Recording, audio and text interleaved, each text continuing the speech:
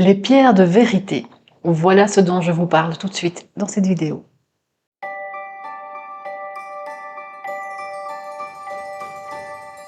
Bonjour et bienvenue dans cette vidéo. Je vais vous parler de l'onyx noir et de l'obsidienne œil céleste, qui sont deux pierres de vérité. À première vue, ce sont deux pierres similaires, et pourtant, si on regarde bien, l'onyx noir est complètement noir. Par contre, l'obsidienne œil céleste, bien qu'elle soit noire, elle a des petits reflets arc-en-ciel en fait. Des petits reflets, je ne sais pas si on va les voir à la caméra. Je vais essayer d'approcher un peu.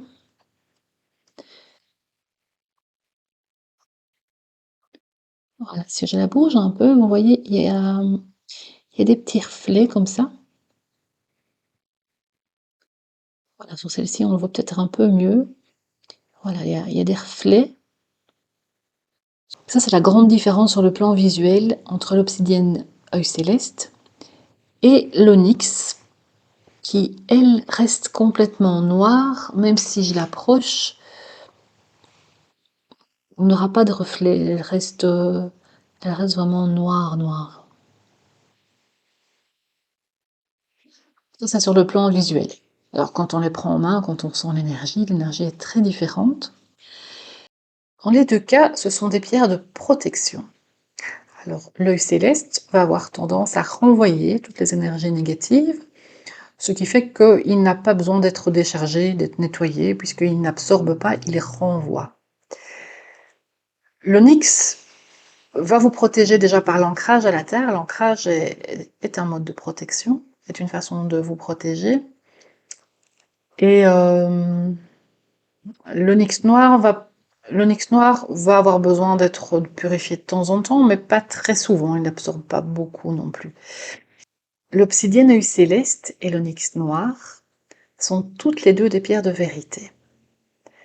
Ce qu'elles ont en commun, c'est de vous aider à la recherche de la vérité. Ce qu'elles ont en commun aussi, c'est que par conséquent, ce sont des pierres puissantes et ce sont des pierres qu'il vaut mieux ne pas porter trop longtemps. En général, l'obsidienne œil céleste, moi je la porte pas plus de 15 jours. Ce sont des pierres, si elles sont mal utilisées ou portées trop longtemps, qui peuvent provoquer de la dépression, du mal-être. Donc soyez vigilants, faites attention quand vous portez ce genre de pierre. L'œil céleste, en général, vous allez la porter quelque temps, et puis vous allez vous sentir mal. Tout d'un coup, vous allez trouver que ça ne va pas. Et souvent, il suffit de la retirer, ça veut dire qu'elle a fait son boulot et qu'il est temps de l'enlever. La grande différence entre ces deux pierres, c'est que l'obsidienne œil céleste va avoir tendance à travailler sur les chakras du haut et va vraiment vous connecter à l'univers, au monde céleste, au spirituel. Et donc, elle va avoir une petite tendance à vous désancrer.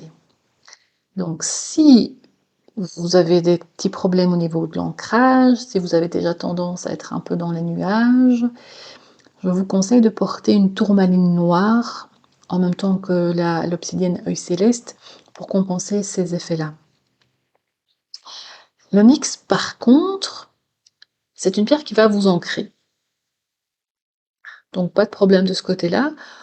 Non seulement elle va travailler sur cette idée de vérité, mais en plus elle va vous protéger et vous ancrer, l'ancrage étant déjà finalement un mode de protection. Quand on est bien ancré à la terre, ça nous protège déjà un peu.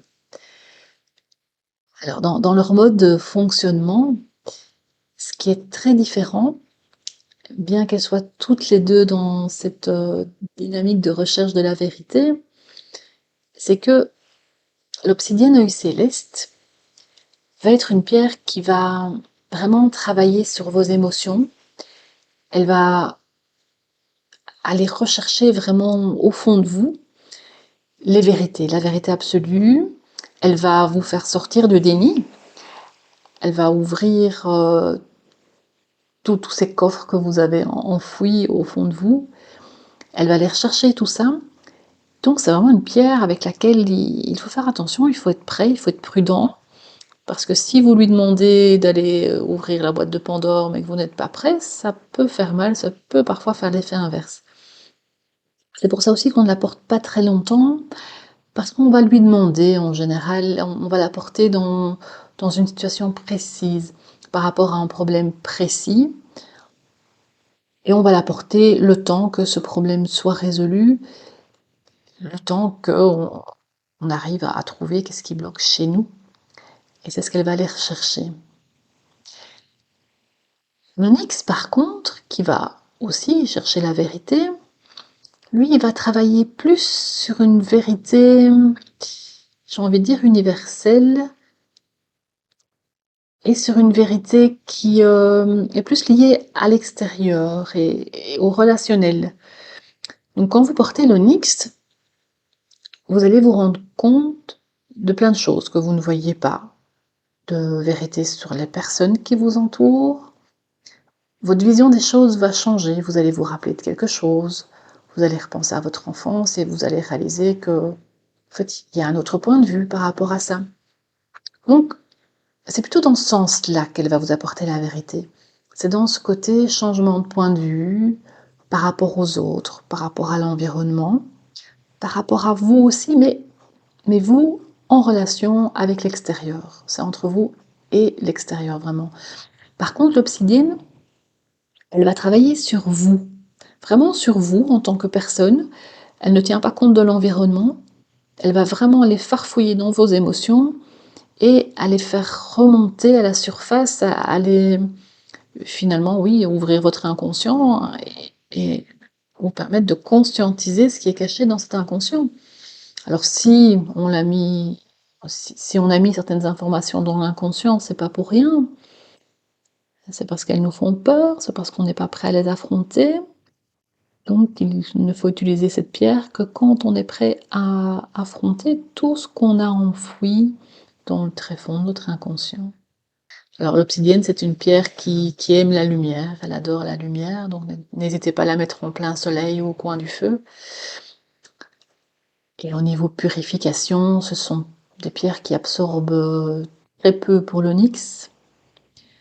Vous pouvez la purifier dans de l'eau salée ou avec les autres techniques que j'ai expliquées dans une autre vidéo.